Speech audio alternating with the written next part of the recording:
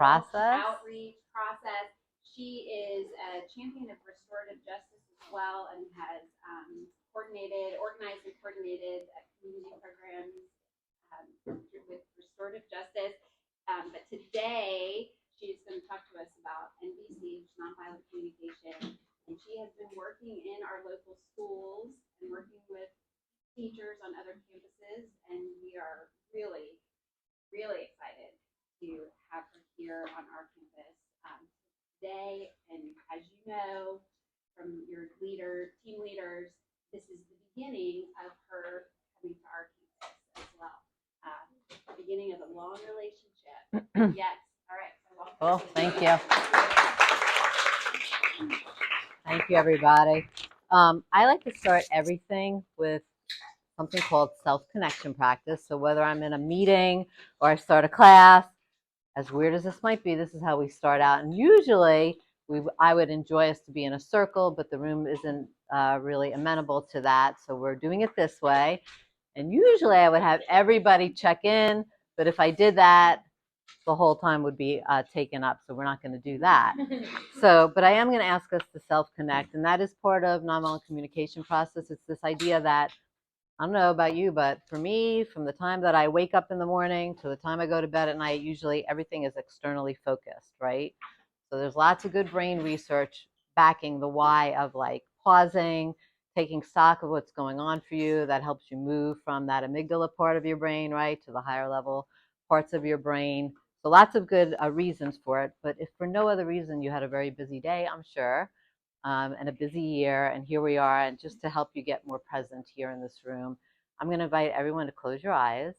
And if you're not comfortable closing your eyes, you could just look down at the ground, all right? And just take a second here to breathe. And if possible, get present with your breath.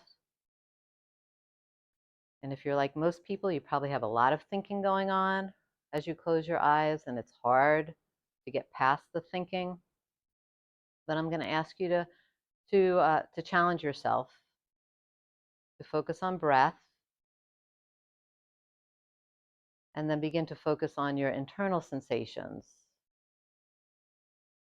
Noticing where you have internal sensations in your body, maybe the quality of those sensations. Noticing if your mind keeps trying to come in and take away your presence from just being with where you are right now and what's going on, what's living inside of you right in this moment without having to judge it or label it.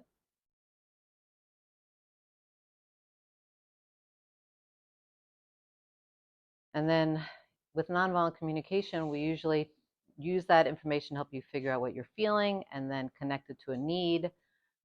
That'll all come clear to you a little bit in a little bit. But for now, if you can just make note of what does that mean in the way of what I'm feeling? What is my system trying to tell me in the way of what I'm feeling right now? And when you're ready, I invite you to open your eyes.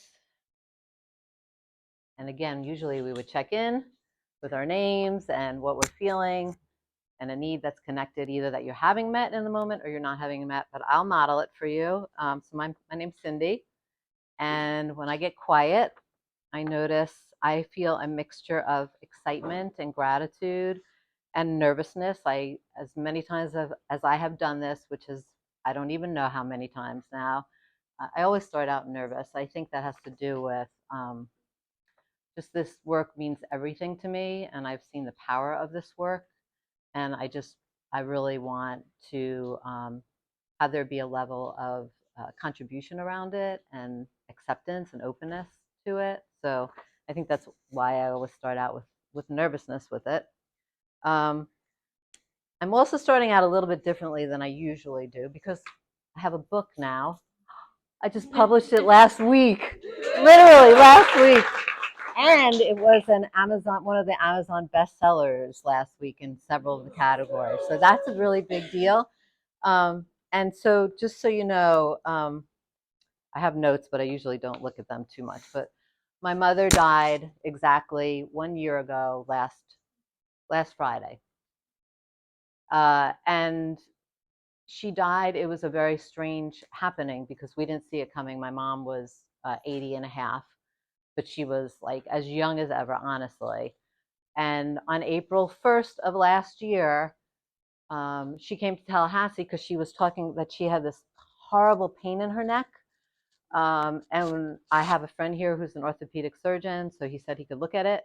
We went on April 3rd, we went to see him. He thought it was just some arthritis in her neck. So we ordered an MRI. And then 2 days later, my mom had a stroke. And then it was one thing that led to another when they figured out. So she came here on April 1st. She died May 5th. Like, we did not see it coming at all. She died. She had stage 4 lung cancer that had metastasized that we had no idea about. And when my mom was dying, she asked me to write this book. I always knew I would write this book. I have had the name of this book literally for 25 years. It's called My Link to Mildred. And this is Mildred. She's my great-grandmother on my mother's side. And that's my mom. So what the book is basically about is it's about historical trauma, generational trauma. It's about my own family's trauma. And it's about my work with nonviolent communication and how I truly believe that it is the antidote to trauma and also violence in our society that we're seeing everywhere in all kinds of forms, right? So more about that in a bit, and more about the book. I do have just a very interesting story to share. So my book was published last week on Tuesday, because Amazon says it's better to publish, by the way, at the beginning of the week than the end of the week, which is true, because Friday was I really wanted to have it published on the day of her passing. But about a week and a half before I was publishing it, I had my mom's voice in my ear saying, she used to, when she was alive, she used to say, call your mother, just like that. It used to drive me crazy, actually. Right? Call your mother. And then a week and a half before I published the book, I was having in my ear, come see your mother. She's buried in Oakwood Cemetery, right downtown. So I went to go see her. I go every few weeks at least.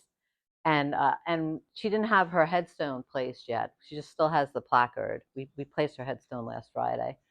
And when I got there, it was the weirdest thing because right next to her headstone, I kid you not, was one single flower. It wasn't budded. It wasn't blooming yet. It was just a bud on it, right next to my mom's head, right next to her placard. And there's no other flowers there. There's no other wildflowers blooming in this cemetery. Okay, so the fact that there was this one single flower getting ready to bloom, and then I joke with my husband, like, because it was about a week and a half. I'm like, well, what if I need to go back and like check on the flower, but what if they weeded it, or like, what if it's dead? What's the symbol then? Like, seriously, I was really worried about it. And then, wouldn't you know, it was blooming on the day that my book was published last week. So that was just really crazy to me, really, really crazy and meaningful to me. I do not think it was coincidental, not even one little bit. Yeah. So the thing is my mom she came up with a lot of trauma, the family before her, so on and so forth, and she passed it to me too. That's where I came up with the name of the book, My Link to Mildred, right? Because I noticed my own crazy years ago, and I'm like, oh, I could trace that crazy. It's really obvious to me where this crazy comes from. Okay, yes. And oh, by the way, one of the things I talk about in the book is I'm blessed because I can trace my trauma. There's a whole thing called decontextualized trauma, where there are segments of our population where they cannot trace their historical trauma, but it still shows up in us physically, right?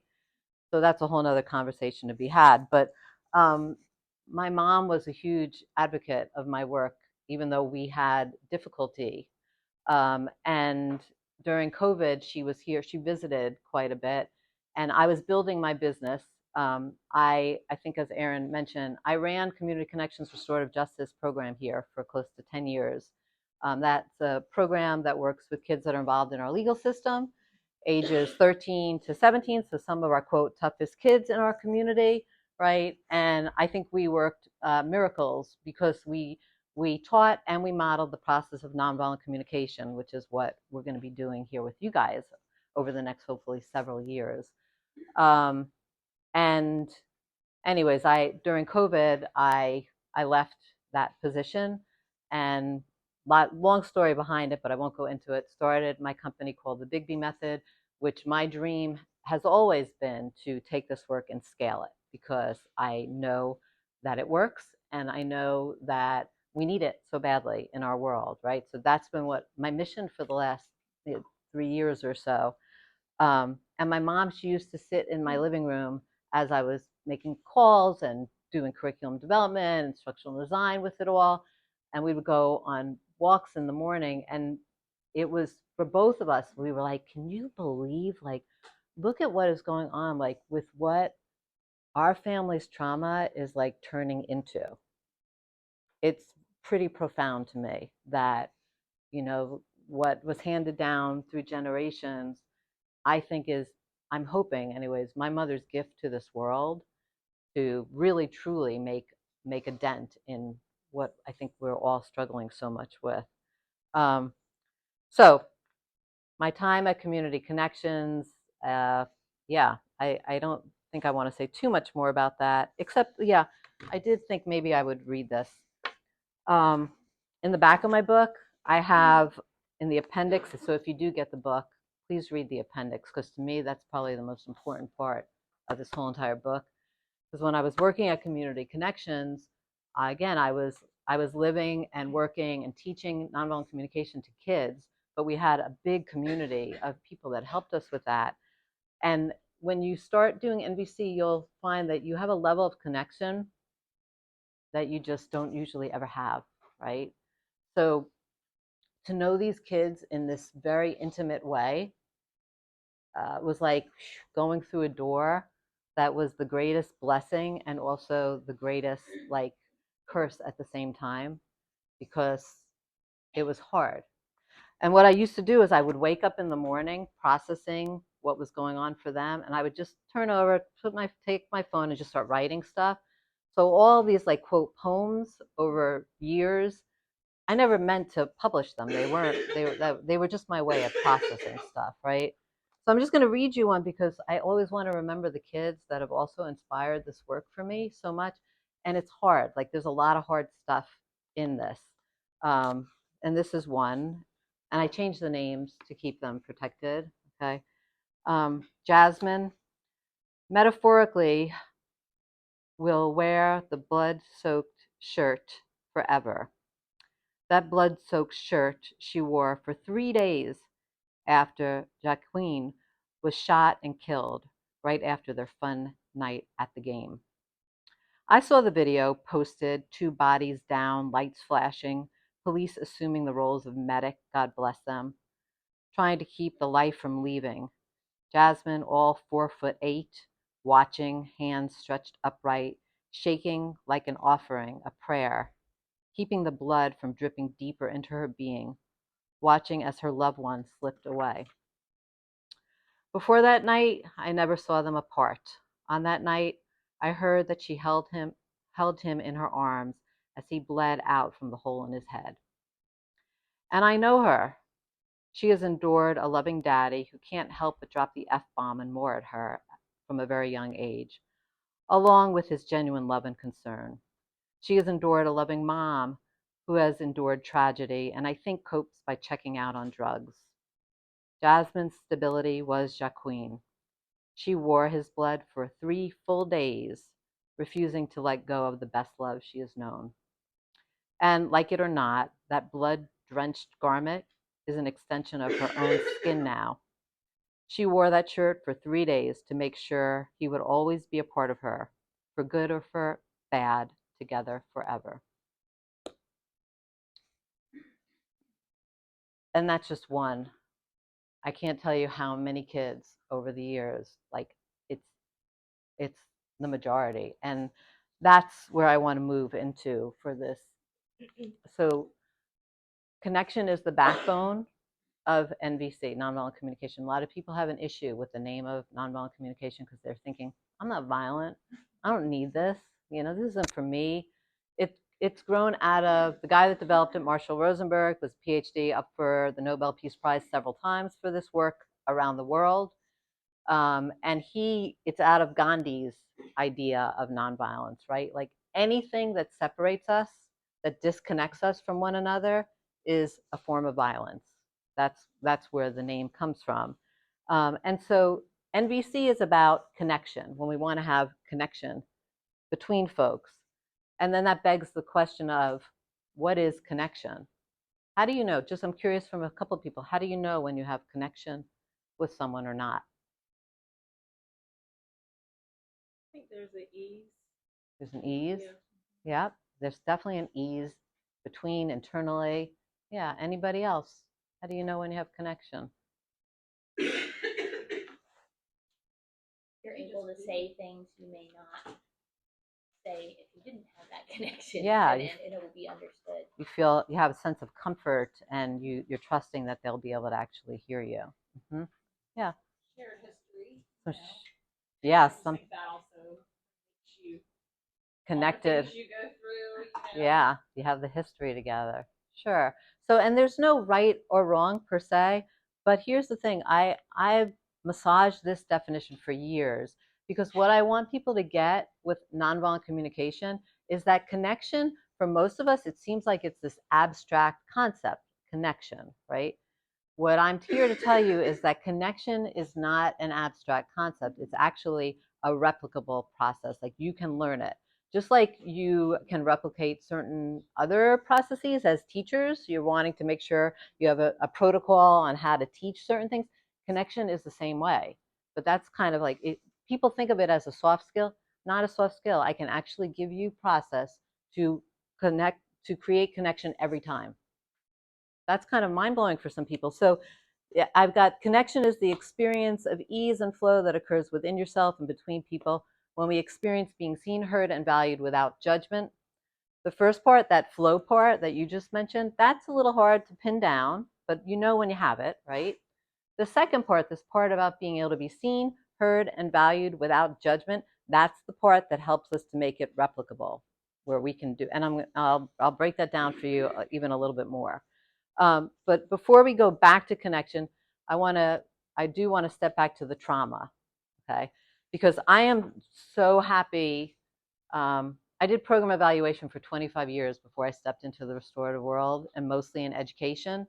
And what was always like this glaring hole was the lack of social emotional stuff in our educational environments. And when ACE study came out, which I'm assuming many of you guys know, the Adverse Childhood Experience Study, which I'll show it here in a second. Actually, I'll just pull it up. They were trying to get a sense of how much trauma do people experience, in our society, and how much is it happening, and what kind of an impact does it have on that person over the course of their lives. When this study came out, like in the early 1990s, I believe, but it only in the last probably 10 years finally start to take off. And I can go through all of this, but the bottom line of all of this, and the part that I really like to bring home to people about trauma, in even our education system right now, where you're getting trauma informed, the issue that I have with getting trauma informed is it makes it seem like there's some segment of our population, these special people over there, that have had trauma, and we need to know how to work with those people over there. Okay, what the ACE study and studies since has shown is that it's not those people over there. If we were to do the adverse childhood experience survey in this room, I guarantee you we would replicate the results. It's not those people, it's us, the majority of us, okay? The majority of us have our brains wired to go to fight, flight, freeze response. It's not those people over there. It's not just the kids. It's the grown-ups. It's me, right? It's the majority of us. And what we know is what brain research is now showing is that people that have had trauma, right, we need to have safety. Physical safety is very obvious. We know when there's physical safety, but even beyond physical safety, we need to have emotional safety. Emotional safety is kind of hard to pin down. How do you know when you have emotional safety in a room? I like this definition. But what it comes down to is I have a sense that I'm okay for you and you have a sense that you're okay. Like there's no judgment happening. That's really how you have emotional safety. All right. So it's kind of hard to pin down. And what I want to show you on the next slide is that what's happening is it's really hard to have a sense of okayness with the person across. Like say you have a kid that's in your room, and maybe this doesn't happen to you, but definitely would happen in my class. They're like, F you, right? Okay, you have a kid that's saying F you. How do you make sure that that kid has a sense of emotional safety in that moment when they just said F you? And it's further complicated because often the adult that's taking care of that situation in that moment, they've had trauma and they have fight, flight, freeze response, and they're not even aware that that's what's going on between the two in that moment. It's all done, this is all unconscious most of the time. This is what's playing out between us. So, we need to have connection. And if without it, especially in heightened situations, that's when the amygdala and the brainstem comes online and the fear and the physical response, fight, flight, freeze. It doesn't even matter if it's a real threat or if it's a perceived threat. This is what's happening back and forth and back and forth and back and forth between most of us, probably several times a day. This is what's happening for us without us even realizing it. Okay, so here's the part that I love this slide. So building emotionally safe trauma responsive environments, it can be done, right? So trauma responsive environments are ones that are explicitly safe. What do we mean by explicitly safe? No blame and judgment. The truth of the matter is we don't even realize how much the things that come out of our mouths actually have judgment attached. When just even something as simple, by the way, as saying, you're late, you're always late. Guess what? That's a judgment. You say that to somebody that's had trauma, boom, they're in their fight, flight, freeze response. Something that simple. Or here's another one that's going to probably be mind-blowing to a lot of people. You say to a kid, because I hear adults say this very often to kids, I feel disrespected. Guess what? You're going to learn with NVC, that's actually a judgment. And you wonder why you get pushback or shut down when you say, I feel disrespected to a kid. It's because it's a judgment. And if that kid has had trauma, boom, fight, flight, freeze. That's what's happening back and forth here. So to have no blame and judgment, that's where restorative practices and nonviolent communication comes in. And that helps you have connection. Remember, being able to be seen, heard, and valued without judgment. And that minimizes the fight, flight, freeze response. And that's what helps to have a lot less drama in your environment when we can do that. So the thing that's also really cool about all of this, I think, is that we used to think that you had trauma, you're basically, you're screwed for life. You've had trauma, your brain's wired this way. Now we know that like there's a whole area of neuroplasticity, right? We can actually regrow the way that our brains are wired. And I love this where it says growing new neural pathways reverses the effects of trauma. The more new pathways walked over time, the more comfortable and familiar it gets. Each time a traumatized person is helped by a safe person without going into fight, flight, freeze, his or her neural connections are strengthened to respond differently, and his or her window of tolerance gets wider and wider, right? So as educators, you guys are key to be able to learn this, to help regrow these brains so we're seeing a lot less of this in our society. So what I'd like to do for our remaining time together is just to give you a little taste of some of the foundational concepts of nonviolent communication. For me, this is a journey. For me, and for so many people I've taught it to, once you get involved in it, you'll realize, oh, you don't learn this like in a few hours. Like, no, because you're asking for behavior change from yourself, right? To respond in a different way. And in fact, I'll just let you guys know this right up front. I like to tell people that before you take my class, there are certain stages of learning this. And I usually say before you take it, you are what I call unconsciously unskilled. I don't even care how brilliant you are or how many degrees you have, how schooled you are, how many books you've read, okay? Or how good you think you are at social emotional stuff.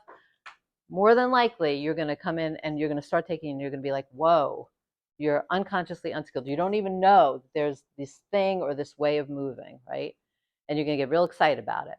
And then you'll take the intro, and by the end of the intro, you're going to be almost in a worse place, which is you're going to be now consciously unskilled. Yeah. I'm going to just tell you right up front so you know the journey that this is going to be, okay? Then you're going to be like, now you know that there's this awesome thing that you can do, but you can't do it. And you're super frustrated because you want to be able to do it, and you want to be able to do it now because you see the power of it, right?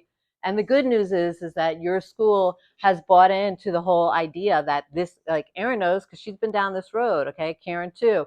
This is, you have to stay with it. So we have set it up so that people going through it have the ability to stay in it, stay in it so that, and build community. And oh, by the way, when you're learning it, it's an amazing thing because you end up having support.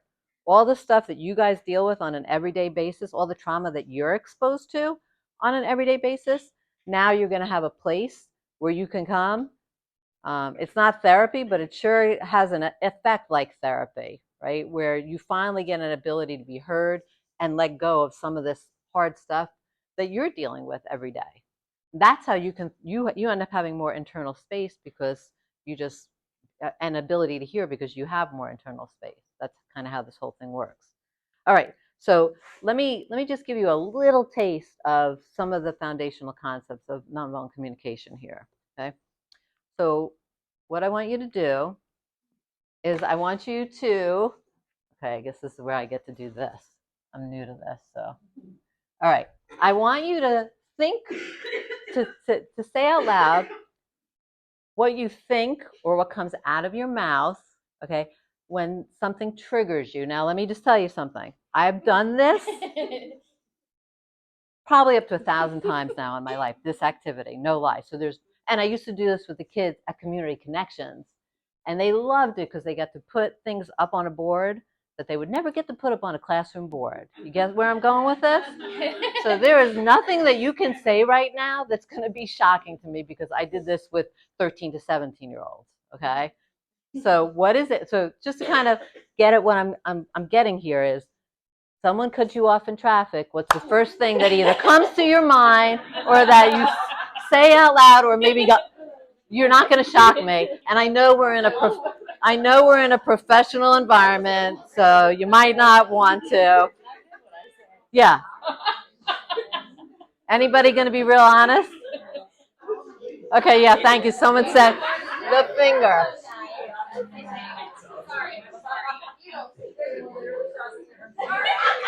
Okay. What else? Someone said the finger. Can we say the actual word that goes along with the finger? People, yeah, the F-bomb. If you will.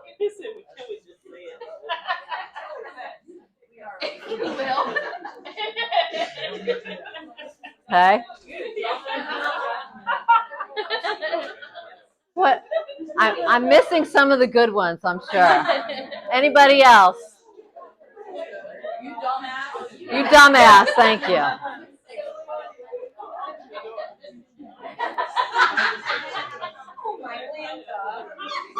Okay. Oh, my Lanza.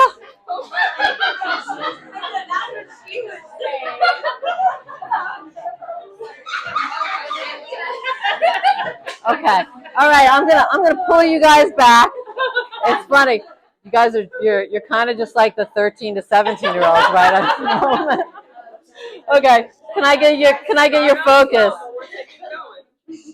All right. So I should have said there are two parts. There are two parts to this activity. This is the fun part. Now I'm going to move us to the second part of this activity. Okay.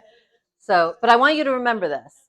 This is what we do when we get triggered, whether we say it out loud or it runs through our head.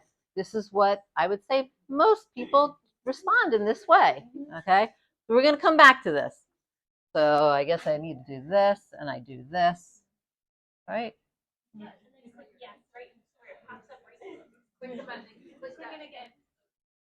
Okay, yeah, sorry, I didn't see that. Okay, so now what I want you to do, And I really it would be helpful to hear one person at a time so I can capture it, okay? One person at a time. I want you to think about, what would you have in your most perfect world? So we're not talking about material items. We're talking about one word, abstract concepts. If you could have your most perfect world, what would be in your most perfect world? So say them out loud so I can capture them. What's that? Ease. Kindness.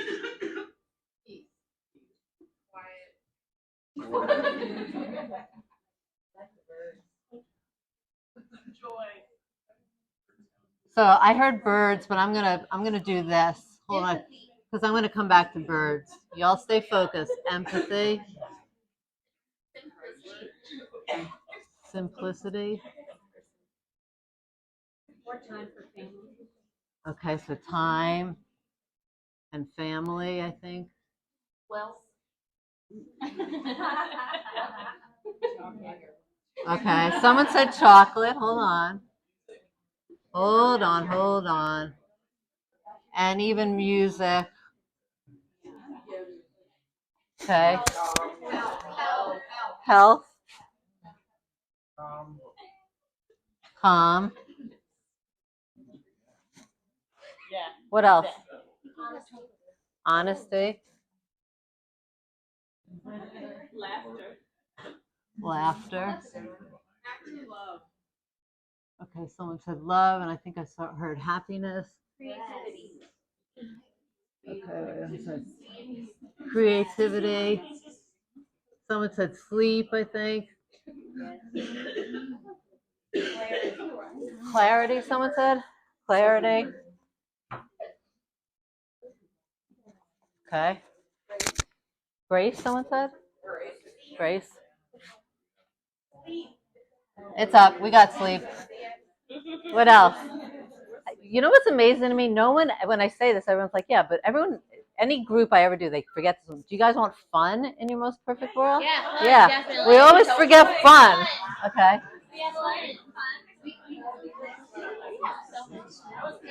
Okay. What else? Anything else? Anything else? Connection. Okay.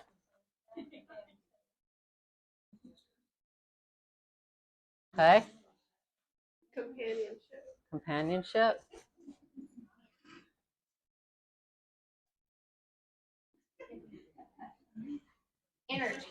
Energy. I know you're wanting that right about now. Okay. Success. Okay. Anything else? It's a pretty good list. Dogs. Oh, okay, hold on. Dogs. Okay. So hold on. Dogs is one that we're gonna circle. Okay. Acceptance. Okay. So here's a few things. What you have up on the board is what's considered, for most of them, except for the ones I circle. I'm going to come to the circle ones, okay? I have done this activity with, again, probably a thousand groups at this point in my life. And I took this activity from another NVC trainer who said that he does this all over the world. And when you ask anybody anywhere in the world, doesn't matter what their background is, okay, we always generate the exact same list. When you ask anybody in the world, what is it that you want in your most perfect world, we always come up with the exact same list. These are considered our universal human needs. They are the things that actually unite us as human beings. It's the thing that we actually all have in common, right? In nonviolent communication, we differentiate between what is called a need and a strategy. Okay? Few things, and I'll pull it back up here in a second, but I just want to make a point. Marshall Rosenberg, the guy that developed NVC, says that here's the number one takeaway. Okay?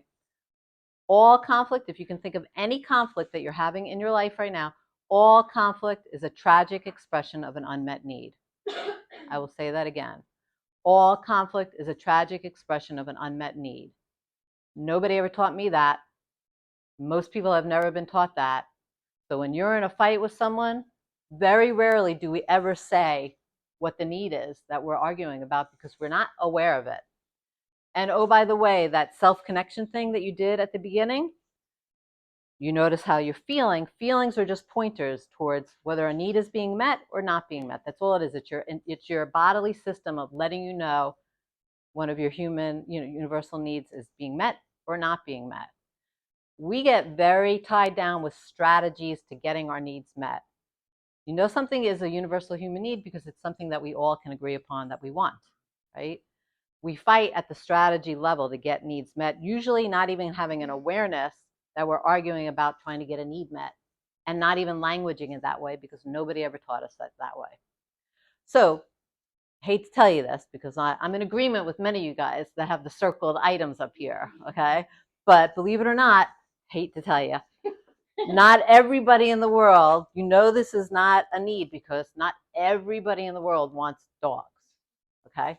But it's a strategy to get needs met for some people, right? So for you, what needs do dogs help to meet? Comfort.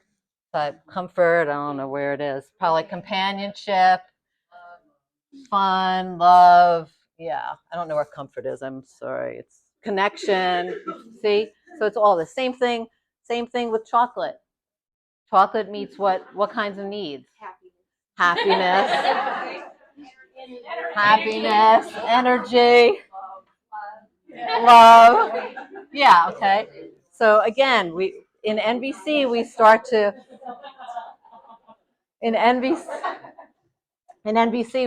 make this big distinction and get real clear when we're communicating about the need, right? Marshall used to say that he could take, and I actually saw him do this several times. He could take, two people that had been warring like for their entire life and get them to finally connect at a need level, and then actually have some peace between them, right? Because we've never learned this. So, few of the, where is this? Here we go. Yes. Okay. So, so the thing is that if universal human needs are what unite us, let's think back about when I said when someone says or does something that you don't like or you enjoy, we do those other things, right? And isn't it weird that by doing those other things, it doesn't help you to get your need met? It's like this weird thing. It's like we've learned to respond like this, but we're missing the mark. We're not responding in a way that actually gets us to get our needs met. It's a very strange thing when you think about it. And I always ask, like, why? Why do we respond like that when it's not actually getting us to where we want ultimately?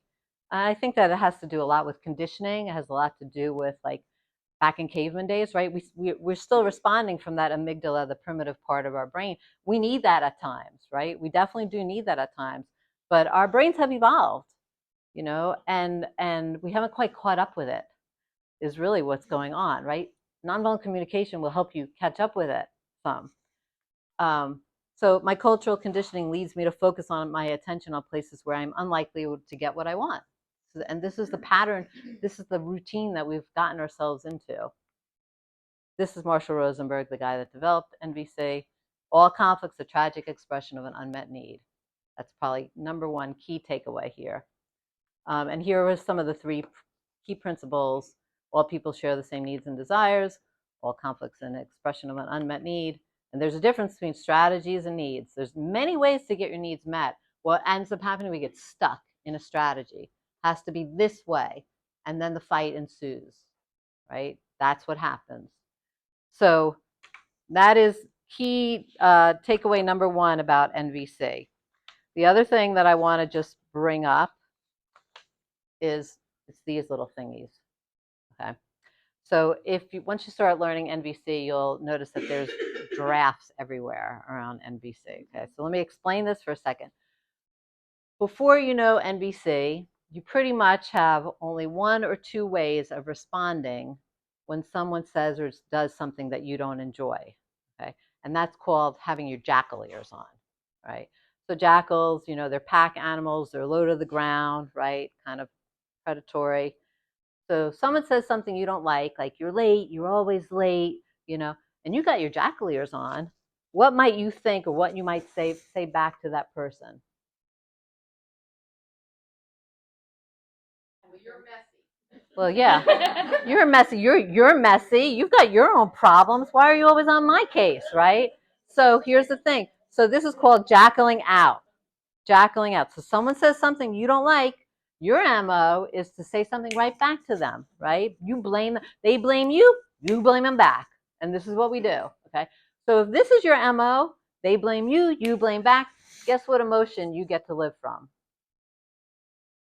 You get to be angry. Ooh, that's great. I get to live from a place of anger. I don't know about you guys, but that kind of sucks. All right? Or we have this. We have these ears. Someone says something you don't like. You're late. You're always late. You got your jackal ears on, but they're pointing inward now. Any idea what you might be thinking in a moment like that? Yeah, you're like, oh man, why am I always late?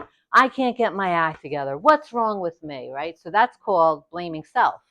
Someone says something you don't like, and now you blame yourself. You add a whole nother layer there. And if you do that, what emotion do you get to live from then? Guilt, shame, depression. Okay, that's great. That kind of sucks too, right? Marshall Rosenberg said we're actually ambidextrous with our ears, right? Someone says something you don't like and we blame it on that, and then we get down on ourselves. Why did I do that? We do this and we do this and we do, right? And usually when I do that part here, people are always shaking their heads like, because we can relate to that. That's what we've been doing. Well, where we're going with your school community is to be a giraffe community, okay? So giraffes are tall animals, far vision, right? They also are the land mammal with the largest heart, supposedly. So corny as it might seem, this is a heart-based language, right? So now, and I wouldn't necessarily expect you to know this yet, but take a guess. Someone says something that you don't like, you're late, you're always late, but you got your giraffe ears on. You got your giraffe ears on and they're pointing inward. Any idea what you might be thinking if you got your giraffe ears on? Wow, they must be having a hard day. I wonder how to make their life better. Maybe being late caused them a problem. So that's moving in the direction, but not completely there. And that would be more this, okay? That would be more this. So this is inward. So if all conflict is a tragic expression of an unmet need, all conflict's a tragic expression of an unmet need, they just said something and I don't like it. I'm noticing I don't like it. So my system's telling me I don't like it. What it's telling me is you have a need that's not being met in this moment. What is the need? Can I start to think about why was that triggering for me? What was the need about that? So that's why you have these, by the way. When you start learning MVC, these little sheets of feelings and needs everywhere in life. I still have them everywhere in life. I have one by my bedside, in my purse, in my car, and at my desk. So anytime I'm triggered, I don't really have to use them anymore because I've used it for a long time. They're very crumpled now. But anytime I'm triggered, the first thing I want to do is like, what's my need? That was hard for me. I want to know what was my need. Can I start looking and figuring out what was my need? Okay. And then ultimately where we want to go is this. Someone says something, by the way, that's self-empathy. That's considered self-empathy. Starting to have a connection with your need in the moment. Someone says something you don't like, you're late, you're always late, but you got your giraffe ears on and they are pointing outward. Any idea what you would be thinking about in a moment like that? Yeah. Wow. They just said that and they're maybe triggered or whatever. I'm wondering what that's about a need. They're just really crappy at telling me the need. Nobody ever taught them to speak. So they're saying all this other stuff. I have to learn how to interpret.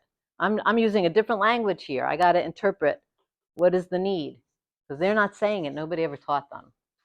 Right? So this whole idea of giraffe in, giraffe out, jackal in, jackal out, we play with that a whole lot to get you very used to being able to do that and quicker. But at first it's hard because you're more inclined to do the blame thing, right?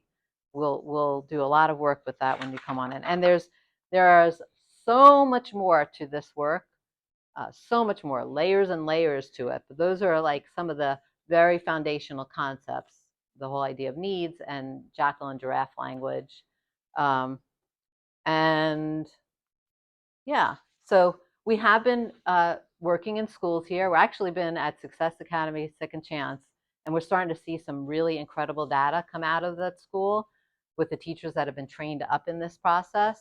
I mean, it's pretty amazing. And this year we're starting, because some of those teachers have been with me now for 3.5 years.